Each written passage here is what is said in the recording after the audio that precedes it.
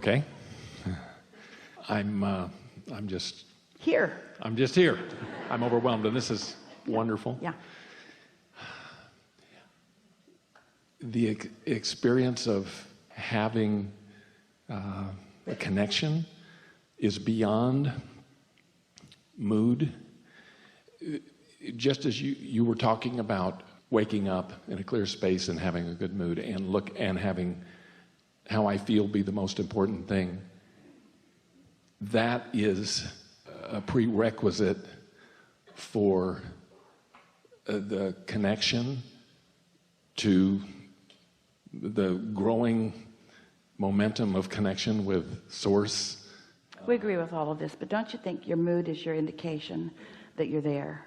In the same way that your mood is your indication that you are connected, isn't your mood really what you were ultimately looking for anyway? Isn't it all about feeling good? Is it? We're asking you that. We're asking you. Okay. Is it not about that? Well, when I want to communicate with my mother, non-physical, my father, my uncle, I guess I'm wanting to do that to feel better. When I'm wanting to talk to Abraham. It's a catch-22, isn't it? I want to talk to them to feel better, but I've got to feel better before I can talk to them.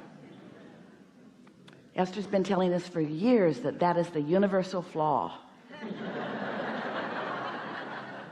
You guys should find a way to give us the connection, and then we'll feel good. And we say, we know. But if that were possible, that would mean we have the ability to assert our love and knowing into your experience. And that would take away from you your free will to create. So I just am looking to feel better. Just feel good all the way. Appreciate where I am. Appreciate every moment. Let's start with this, because this may seem like such a simple conversation to have, and yet it is essential. It's really the only conversation, and it's the subject of relationship, of relativity, the relationship between the vibration of you and the vibration of your inner being.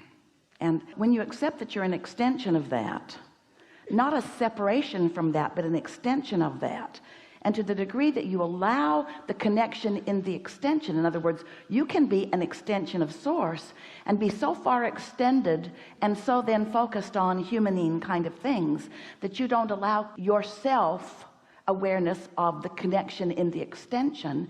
And so from your perception, you are disallowing the connection from the extension. Do you see what we're getting at? It's always there. Your inner being is always vibrationally reaching to you. But if you don't perceive that your inner being is reaching, and if you don't perceive that it is there, then your perception is all that matters. It doesn't matter how much your inner being loves you if you don't know it. Because if you don't know it, then you don't let the good stuff in. And you blame whatever it is you want to blame for not having the success. In our way of saying it, the success that you're all reaching for is the feeling of that connection. So we think it's really interesting that the very first conversation we're having here today is with you, and you're not unlike so many others who have a hard time accepting or even expressing that joy is the goal. That joy is the goal. Can you think of anything that you've ever wanted? Anything that was for any other reason than that you felt that you would feel better in the having of it? When you show yourself that it really is an easy situation to come into alignment with your inner being, because your inner being is never not focused upon you and never not extending to you. We're going to make this so simple it's going to feel annoying, but it would be like you dangling off a ledge, high-rise building, a cliff somewhere, and you're hanging on, and right now you've got a pretty good grip, and your inner being is right there, solid and sure, with a very good tether, and has the longest arm in the whole world and the strongest grip, and is reaching for you, and you're acting like it's hard. I can't reach you. Oh, here. I still can't reach you. Oh, here. I still can't reach you. Oh, here. I still can't reach you. Oh, here. I still can't reach you. Well, you've got an opinion that is preventing you from the simplest thing in the world. Your inner being is coming right to where you are all day, every day, on every subject that matters to you, and you pretend like you can't find your inner being. Well, you're not pretending.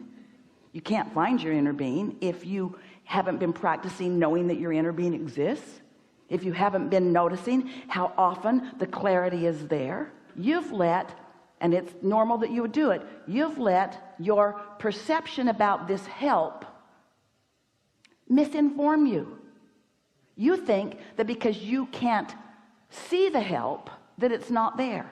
You think that because it takes a little while for it to manifest in a way that makes it obvious that it isn't there.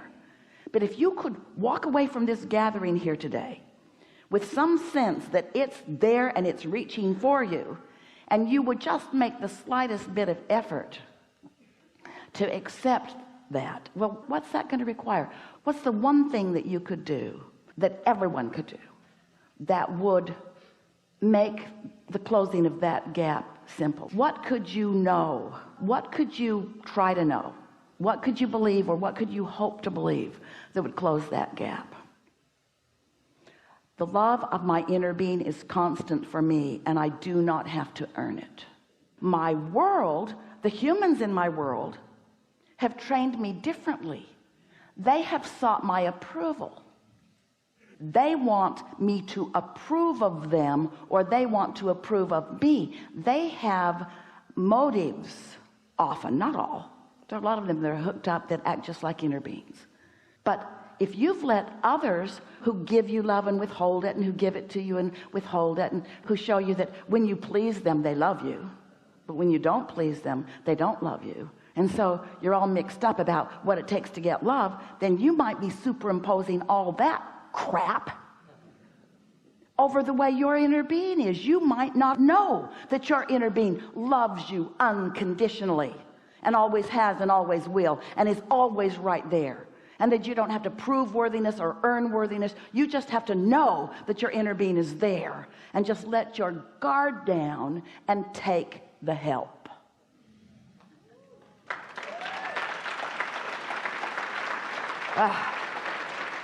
And when you do that, one of the first things that happens is that everybody in your life is off the hook, and a lot of them like it because you've been a burden.